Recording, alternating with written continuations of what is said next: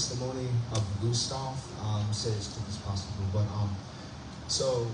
he's just been he's an incredible being. You know, it's insane when you're around him because his spirit is so big and powerful. It's insane. So I'll just say how I ended up transitioning and meeting him. He was one of the main. I met him in the realms in the spirit first, and I had a very rough transition from the older ministry that I was a part of. Like, it was weird. They all turned their backs. It was kind of like a situation where there was just discord and just a weird time where everyone kind of like started turning their backs on me, accusing me of things I didn't do or whatever. And it kind of parallels when the Apostle Craig was speaking about John and Osike, because I got to go and see him, and then 7 days later, all the people in the church and the ministry that I was living in a part of turned their backs on me, and it was just a big situation. And so a little bit before the time I got kicked out and the police were called and all this stuff was happening, I had this dream about this mountain. And it was extremely powerful mountain. And it had fire, different levels of fire. Represented just revelation of different forms, and it was interesting because the fire had like different beings, different realms in this fire. And I saw on each level there was different accolades and different things that were achieved over periods of time. And it was just things that eyes haven't seen, ears haven't heard, essentially. And I'm looking at this, I'm like astounded. I'm like, this is the coolest thing ever, because I had like a yearning in my heart, because my prayer for like 2 years was, I want to be like Enoch. I want to be like Enoch Inouye. And then I didn't know if it was possible because of the things that were taught in the previous era. And so, I just my spirit started like professing things like I could see him face to face. I'm going to see the things I've seen my father do. I will live and not die. I don't believe in death anymore. I will become immortal. My spirit kept on, it caused a very big, abrasive uprising in the previous church, and they all ended up like stoning me for it or whatever, because I stopped believing in the mindsets that were portrayed at the time. And so I'm looking at this mountain of fire, his glory, and I'm seeing this man.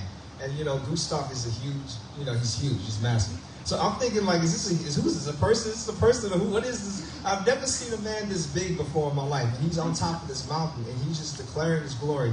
And as he's on this mountain, I'm seeing his face turn from, lion, ox, eagle, man, all the different engagements.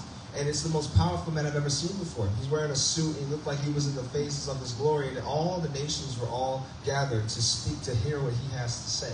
And he, as if he was carrying the whole world within his heart. And I see him, transfiguring. He didn't look human anymore. He looked like something that's basically what the era that we're all going to, which is the regeneration of our DNA into the divine nature. And so he's been like pioneering, and it's been a long time where he's suffered in silence, where no one has seen and no one has wanted what the revelation he was giving out. And so the last thing he says is, who's going to come up the mountain of the Lord? Because it's what the scriptures say, like in the last days, some will say, many will say, come, let us go up the mountain of the Lord and hear from his mouth. He said, who will come up the mountain? And I'm looking around, millions of people are gathered at this mountain, and nobody wants to go up the mountain. It's the strangest thing ever. Like, things that he was saying, it was revelatory, it was astounding. Like, everyone was like, this is amazing, I've never heard this before. And I raised my hand, he was like, come up here, come. And so I'm walking up this mountain, I'm getting up there, and it's just different. I'm changing, everything's changing, my theology's changing, my beliefs are changing, everything's changing with him. And when I got to the top of the mountain, I was expecting to talk to him because I'm trying to get to this man. And then all of a sudden, that's when Yeshua appeared to me, face to face, and time stopped. And I'm not going to talk about what he said or what the exchange was, but it had to do with the oneness he shared with Gustav. And then I knew that everything that I knew up to that point about Jesus was not 100% true, because he was the coolest, most laid back, peaceful, full of bliss, love, incredible being that I've ever laid eyes upon. And Gustav, you really resemble Yeshua in such a way. It's astounding to me. Your oneness with him is incredible, and he loves you so much for that. And ever since then, I transitioned. I didn't know when I'd meet this man, because this was in the realms. Eventually, a week later, all this stuff happens, all these transitions take place. And I ended up at spirit school. And it was because of my sister Joy. This is a long story. But she helped me get out of the old, and we kind of are together. She helped me get out of the ministry. And I ended up getting kicked out. All my stuff was in my car, and I just went to his meeting. And then after that, it took me a little while to realize it, but all of a sudden I approached him. I was like, you're the man I saw in the dream. You're the man I saw in this engagement that I had. And, I just want to honor this man because he's extremely powerful. He's such a great mandate and a great call. And I just want to say my life has changed because trading into him, you know, spending time with him, has healed me in ways that I can't describe. And revelations and doors and things in my life have opened just because of the path he's pioneered. And so being at Spirit School, being in his company, the time he spent, you know, mentoring me, meeting at Waffle House, we became friends.